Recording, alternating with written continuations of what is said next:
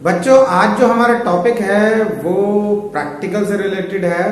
आपने कैरम खेला होगा या कभी आपने गोली खेला होगा तो आपने देखा होगा एक गोली रखी हुई होती थी और जब आप दूसरी गोली से उसे स्ट्राइक करते थे तो जिस गोली से मारते थे वो गोली रेस्ट में आ जाती थी और जो रेस्ट में होती थी वो चली जाती थी। या कोई कैरम कॉइन है उसे आप किसी स्ट्राइकर से स्ट्राइक करते हो तो आपका स्ट्राइकर रुक जाता है और कैरम कॉइन चला जाता है। ऐसे केसेस जो है आज हम डिस्कस करेंगे, पर यहाँ पे दो ऑब्जेक्ट होंगे, उनमें कोलिजन हो रहा होगा। पर जो केसेस के मैंने आपको एग्जांपल दिया, अगर आप उसको ध्यान से दोबारा से देखेंगे, अगर आपने नहीं देखा तो आपको पता चलेगा जो केस हम आज डिस्कस करेंगे उसका प्रैक्टिकल आपको वहां पर मिल जाए। जय हिंद बच्चों, आज क्लास 11 फिजिक्स के 6 chapter work energy and power का 13th लेक्चर है। लेक्चर का नंबर 6.13। मैं हर वीडियो में लेक्चर का नंबर इसलिए बताता हूं क्योंकि आपको ये पता चल जाए कि उस चैप्टर के उससे पहले कितने वीडियो बन चुके हैं। अगर आज ये आप वीडियो देख रहे हैं मेरा, तो मैं इसका नंबर बता रहा हूँ 6.13, यानी कि 6 चैप्टर का 13th लेक्चर है, यानी 12 लेक्चर इससे पहले इसके बन चुके हैं। तो अगर आप किसी भी चैप्टर को कंप्लीट करना चाहते हैं तो आप स्टार्टिंग से उसे देख लें 6.1, 6.2, तो आपका वो पूरा चैप्टर कंप्लीट हो जाएगा। पिछले लेक्चर में आपने पढ़ा इलास्टिक कोलिजन 1D का डेरिवेशन, जिसमें हमने क्या किया, ये V1 V2 कोलिजन के बाद दो बॉडीज थी, उनमें टक्कर हुई, कोलिजन के बाद उनकी फाइनल वेलोसिटीज का ये एक्सप्रेशन है V1 एंड V2। ये हमने एक्सप्रेशन ड्राइव किया। अब इसमें कुछ केसेस हैं जो एग्जाम में या टेस्ट में पूछे जाते हैं बच्चों से, इस डेरिवेशन से रिलेटेड ही। अब क्या केसेस हैं, स्पेशल केसेस भी बोल सकते हैं, सिंपली केसेस भी बोल सकते हैं, उसको आपको समझना है। तो बच्चों आप देखें, कंडीशन ये थी जब हमने डेरिवेशन करा था, दो ऑब्जेक्ट थे, एक ए और एक बी, ए की वेलोसिटी u1, बी की वेलोसिटी u2, फिर उन दोनों में टक्कर हो जाती है ड्यूरिंग कोलिजन, और टक्कर के बाद, कोलिजन के बाद ए की वेलोसिटी v1 और बी की वेलोसिटी v2 हो जाती है। अब हमें कंडीशन ये दे रखा है, जिस केस की बात कर रहे हैं, तो फर्स्ट केस जब हम बात करेंगे उसमें ये बोला गया है कि अगर हम ये मान लें कि ये ए और बी दो ऑब्जेक्ट हैं, इन दोनों का मास बराबर, तो ये v1 v2 कितना होगा, यानी कि ये वेलोसिटीज निकालनी है आफ्टर कोलिजन। ये वेलोसिटी कब है, ये तब की बात कर रहे हैं जब एक ऑब्जेक्ट ए है, एक बी है, एक की वेलोसिटी u1 है, एक की u2 है, और हमने कंसीडर करा था u1 u2 से ज्यादा है, ठीक है, और एक का मास m1 है, एक का मास m2 है। इस एक का मास मान लिया हमने m1 और दूसरे का मान लिया m2, ठीक। यहां पर इसका मास m1 और इसका m2, ये तब ये v1 v2 हमने फाइंड किया था। अब आपसे बोला जा रहा है कि ये मान लो इन दोनों ऑब्जेक्ट का मास बराबर है, यानी कि अगर m1 2 kg का है तो m2 भी 2 kg का है, तब क्या होगा, तब ये v1 v2 कितना आएगा। तो देखो, अगर हम इसमें m1 के प्लेस पर, m1 और m2 के प्लेस पर भी हम m1 पुट कर दें, कहने का मतलब ये कंडीशन ये लगाना है, m1 equal to m2 equal to m मान ले रहे हैं हम, यहां कर लेते हैं m1 equal to m2 equal to m, ये मान लो, ये क्वेश्चन में दे रखा है, केस है कि अगर दोनों ऑब्जेक्ट का मास बराबर होगा तो क्या होगा। तो जब हम इसमें वैल्यू पुट करेंगे तो क्या हो जाएगा, हमारा v1 इक्वल टू m1, इस m1 के प्लेस पर हमने लिखना m माइनस m2 के प्लेस पर लिखना m, फिर m1 के प्लेस पर लिखना m और दूसरे के प्लेस पर लिखना दिस, और u1 के प्लेस पे u1 प्लस 2 m2 के प्लेस, m2 के प्लेस पर m प्लस ब्रैकेट या, इतना समझ आया, ओके।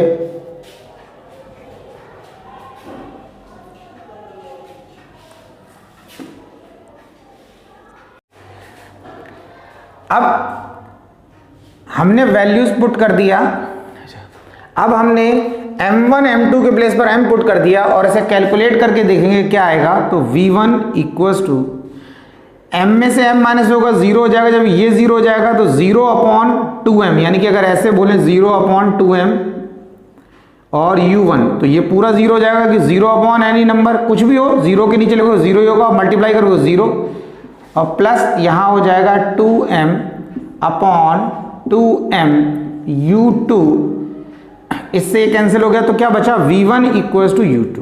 एक तो ये आ गया v1 इक्वल्स टू u2। अभी मैं इसको आपको एक्सप्लेन करके बताऊंगा इसका मीनिंग क्या हुआ। अभी पहले v2 निकाल लेते हैं। v2 निकालेंगे तो हम क्या करेंगे, यहां पर v2 इक्वल्स टू, अब बस m2 m1 के प्लेस m पुट करना है हमें, तो हमने क्या कर दिया m2 के प्लेस पर m माइनस m, नीचे हमने m प्लस m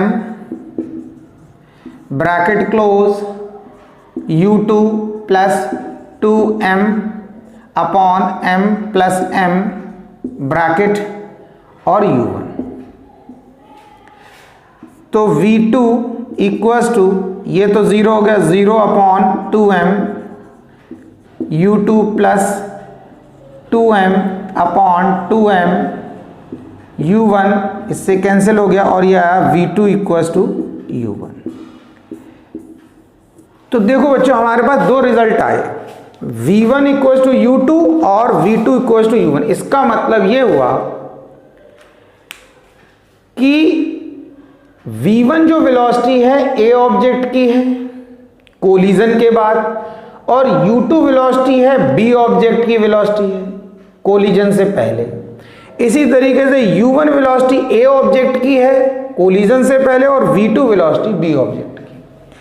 तो ये दोनों रिजल्ट हमें ये बता रहे हैं कि कोलिजन के बाद इन दोनों ऑब्जेक्ट की वेलोसिटी इंटरचेंज हो जाएगी अगर उनका मास बराबर है। कहने का बड़ा सिंपल मीनिंग ये है, आप ऐसे समझो बेटा, ये a ऑब्जेक्ट है, ये b है, इसकी वेलोसिटी 15 मीटर पर सेकंड है और इसकी 10 है, क्योंकि पीछे वाले की ज्यादा होगी तभी तो वो आगे वाले को टक्कर मारेगी। अब ये दोनों ऐसे जा रही, कोलिजन से पहले की बात कर रहे हैं। अब क्योंकि पीछे वाले की 15 मीटर पर सेकंड, इसकी 10, तो पीछे वाले ने इसे टक्कर मार दिया। टक्कर मारने के बाद इस आगे वाले की हो जाएगी अब 15 और पीछे वाले की हो जाएगी 10। यानी टक्कर से पहले क्या था, कोलिजन से पहले इसकी 15 इसकी 10, कोलिजन हुआ अब इसकी 15 और इसकी 10। तो कोलिजन के बाद वेलोसिटी इंटरचेंज हो जा रही, ए की वेलोसिटी बी की हो जा रही, बी की वेलोसिटी ए की हो जा रही। कब? जब दोनों का मास बराबर होगा। वही ये रिजल्ट हमें बता रहा है। समझ आया? ओके। दूसरा केस ये बेटा कि यहां पर अब उन्होंने कहा आप इन दोनों ऑब्जेक्ट, यानी सेकंड केस की बात कर रहे हैं, कहते मास तो बराबर मान लो m1 m2, इन दोनों का मास तो बराबर मानना है। लेकिन इस बार ये वाला जो ऑब्जेक्ट जिसकी वेलोसिटी u2 कह रहे इसको 0 कंसीडर करो, यानी कि ये मान लो कि ये रेस्ट में है। जब ये रेस्ट में है कह रहे तब क्या होगा? अब हम फिर ये जो v1 v2 इसमें वैल्यूज पुट करते हैं, तो हमने लिखा v1 इक्वल्स टू m1 के प्लेस पर m minus m upon m। अच्छा m है, दोनों के प्लेस में m लिखना, तो मैं लिख दे रहा हूं 2m ब्रैकेट लगा दिया और ये हो गया u1 प्लस 2m2 के प्लेस पर m लिख दिया और m लिखा है तो 2m, और जो ये u2 है इसके प्लेस पे 0 लिख दूंगा, क्योंकि ये दूसरा वाला ऑब्जेक्ट क्या बताया, रेस्ट में मानना है, तो ये तो 0 हो गया। तो क्या हो जाएगा, ये तो पूरा ही टर्म 0 हो जाएगा। और यहां पर m में से m माइनस करोगे तो ये भी 0, यानी कि फाइनली सब कुछ 0 हो जाएगा। अब v2 निकालते हैं, m2 के प्लेस पर m, दूसरे के प्लेस पर m अपॉन नीचे 2m, क्योंकि m और m 2m हो जाएगा, और यहां पर u2। अब ये u2 लिखा ना, तो सेकंड वाले ऑब्जेक्ट की वेलोसिटी तो 0 है, तो हम इसको 0 कर दे रहे हैं, u2 लिखने की जरूरत नहीं, 0 कर दे रहे हैं, प्लस 2m अपॉन m और m है तो 2m, और u1 के प्लेस पर हम u1 ही लिख देते हैं। अब क्या हो जाएगा, ये तो कैंसिल हो जाएगा, ये फाइनली आ जाएगा u1। v2 किसके बराबर आ गया, u1 के, क्योंकि ये तो पूरा 0 हो गया। अब V1 0, V2 U1। अब एक चीज समझना, इसका मतलब ये हुआ, ये जो रिलेशन ये बता रहा है, मैं आपको प्रैक्टिकली थोड़ा सा बताता हूं कि जैसे हम बोल रहे हैं ये ऑब्जेक्ट हमारा A, इसकी वेलोसिटी है 15 मीटर पर सेकंड। अब इस वाले की 10 माना था, उसे हमने मान लिया रेस्ट में, ये रेस्ट में रुका हुआ है। अब ये वाला ऑब्जेक्ट ऐसे गया, ऐसे गया, जैसे ही टक्कर मारेगा, टक्कर मारने पे ये खुद रेस्ट में आ जाएगा, ये चला जाएगा। बात वही है, वेलोसिटी इंटरचेंज ही हो रही है यहां पर भी। वेलोसिटी इंटरचेंज हो रही है क्योंकि जो चल रहा था वो तो रेस्ट में आ गया, जो रेस्ट में था वो चला गया। तो ये दूसरा केस है, अगर एक ऑब्जेक्ट रेस्ट में होगा बी वाला और ए वाले की कुछ वेलोसिटी है और मास दोनों का बराबर है, तो कोलिजन के बाद जो मोशन में होगा वो रेस्ट में आ जाएगा, दूसरा जिस वेलोसिटी से ए वाला जा रहा था उसी वेलोसिटी से जाएगा। समझ आया? ओके, ये हमारा दूसरा केस। अब हम देखते हैं इसका तीसरा केस, बहुत आसान है। थर्ड केस में बेटा ये बोला है इसमें कि m1 स्मॉलर देन m2 और u2 इक्वल टू 0, यानी कि इसको तो रेस्ट में ही माना है, लेकिन ये भी बोला है कि ये जो m1 ऑब्जेक्ट है इसका m2 के कंपेरिजन में मास बहुत कम है। अब फिजिक्स में क्या करते हैं, अधिकतर जब हम किसी चीज को बहुत ज्यादा स्मॉलर कंसीडर करते हैं तो उसे नेग्लेक्ट ही कर देते हैं, यानी उस मास को, उस चीज को नेग्लेक्ट कर देते हैं। तो अब जब इसमें m1 को m2 से बहुत ज्यादा स्मॉलर मान रहे हैं तो m1 को हम 0 कंसीडर कर लेंगे। अब V1 निकालेंगे, V1 इज इक्वल टू, अब m1 के प्लेस पे तो 0, क्योंकि m1 को ये तो बहुत स्मॉलर माना है एज कंपेयर टू m2, और m2 के प्लेस पर तो हम क्या लिख देंगे, m, इसके प्लेस पर तो 0 लिख दिया हमने m1 के प्लेस पर, इस m1 के प्लेस पर भी 0 प्लस m2 के प्लेस पर m, ब्रैकेट लगा दिया, और u1 के प्लेस पर तो u1, कुछ तो वेलोसिटी है इस ऑब्जेक्ट की, प्लस अब एक चीज देख लो, ये u2 दूसरा ऑब्जेक्ट रेस्ट में, जब ये रेस्ट में है आप इधर कोई भी वैल्यू पुट करो आएगा तो 0 ही, क्योंकि मल्टीप्लाई में है ना, तो ये तो हो गया हमारा 0। तो इक्वल्स टू क्या हो गया, ये हमारा m से m कैंसिल हो जाएगा, माइनस बचेगा, यानी कि आ जाएगा माइनस का u1। ऐसे ही v2 निकालेंगे। अब आप ये समझो v2 की बात कर रहे हैं तो ये वाला पूरा टर्म 0 हो जाएगा, इसलिए 0 हो जाएगा क्योंकि u2 यानी कि दूसरा वाला ऑब्जेक्ट तो रेस्ट में माना है। हाँ, अगर आप लिखने की बात कर रहे हैं तो हम ऐसे लिख सकते हैं m2 के प्लेस पर m और m1 के प्लेस पर 0, क्योंकि जिसको स्मॉलर माना उसे 0 माना, इसके प्लेस पे 0 प्लस m, अब ये जो u2 है इसकी जगह तो 0 प्लस 2, अब इस m1 के प्लेस पे भी 0, क्योंकि जिसको बहुत स्मॉलर कंसीडर करें 0, इसके प्लेस पे 0 प्लस m2, m कर लेंगे और ये आ जाएगा हमारा u1। इतना आ गया। अब इसमें क्या होगा, ये v2 तो हमारा फाइनली, क्योंकि जब ये 0 से मल्टीप्लाई होगा तो सब 0 और यहां पर ये 0, तो फाइनली 0 हो गया। बच्चों यहां पर जो कंडीशन दे रखी है उसके अकॉर्डिंग समझें कि ये हमारा a ऑब्जेक्ट है और ये b ऑब्जेक्ट है। a का मास b के कंपेरिजन में बहुत कम है, a का मास b के कंपेरिजन में बहुत कम है। ये ऑब्जेक्ट ऐसे गया, ऐसे गया, ऐसे गया, ऐसे गया, और ये तो रेस्ट में, जब इसे टक्कर मारेगा तो ये तो रेस्ट में ही रहेगा, ये मोशन में नहीं आया। क्यों नहीं आया, क्योंकि इसके मास के कंपेरिजन में इसका मास बहुत कम है, और ये टक्कर मारने का ये वापस आ जाएगा। तो वही है, कोलिजन के बाद v1 किसकी वेलोसिटी है, a ऑब्जेक्ट की, तो जब ये a वाला ऑब्जेक्ट b को टक्कर मारेगा, यानी कि ये a वाला ऑब्जेक्ट b को टक्कर मारेगा तो वापस लौट आएगा। तो a की वेलोसिटी v1, फाइनल वेलोसिटी कितना लिखा हुआ है, माइनस u1, यानी कि जिस वेलोसिटी से जा रहा होगा टकरा के उसी वेलोसिटी से वापस, मान लो 15 मीटर पर सेकंड की वेलोसिटी से गया, टक्कर मारी, 15 की वेलोसिटी से वापस आ गया, इसलिए v1 u1 के बराबर आ गया, बस माइनस साइन आ गया कि जो फाइनल वेलोसिटी होगी कोलिजन के बाद वो किसके बराबर होगी, इनिशियल के बराबर होगी, लेकिन minus sign in opposite direction. और दूसरे की वेलोसिटी यानी कि इस वाले की वेलोसिटी का क्या होगा, इसने से टक्कर मारी, ये तो वापस हो गया, ये अपनी जगह रहेगा, हिलेगा ही, इसलिए v2 हमारा 0 आ गया। समझ आया? अब उसके बाद हम देखते हैं लास्ट केस, ये हमारा b ऑब्जेक्ट, अब ये a ऑब्जेक्ट। अब a वाला इसका मास बहुत ज्यादा है, इसका मास बहुत ज्यादा है, और इसका मास क्या है, अब कम है। समझ में आया? अभी a का मास कम था b से, अब a का मास ज्यादा है b से, अब b का मास बहुत कम है। तो हम क्या करेंगे,